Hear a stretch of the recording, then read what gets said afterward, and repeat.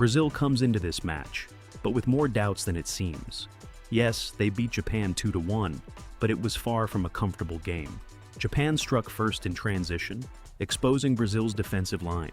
And even though Brazil dominated the stats, more possession, more shots, and nearly 2 xG versus just 0.3, the reality is different. They struggled to turn that dominance into goals. They equalized from a set piece and won it in the 95th minute. And that tells us something very clear. Brazil creates a lot, but they don't always control the game. And when they lose the ball, they suffer. On the other side, there's Norway.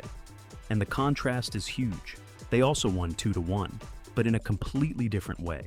Against Ivory Coast, they didn't dominate possession, but they were more dangerous. They generated more XG, with fewer touches, but higher quality chances. And the match tells the story perfectly.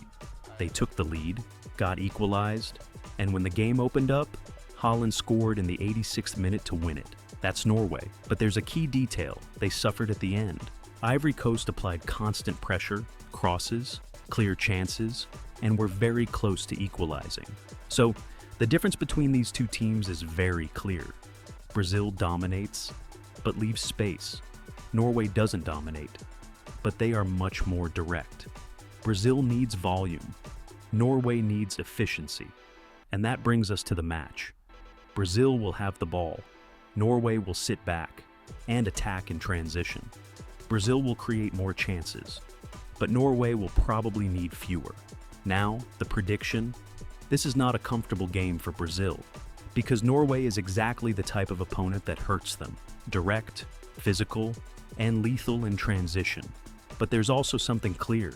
Brazil has more talent, more depth, and more ways to break the game open.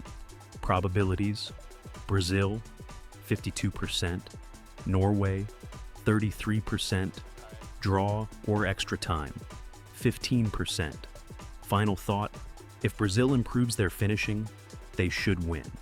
But if the game opens up, Norway has everything to punish them, because this won't be a game of control. It will be a game of moments.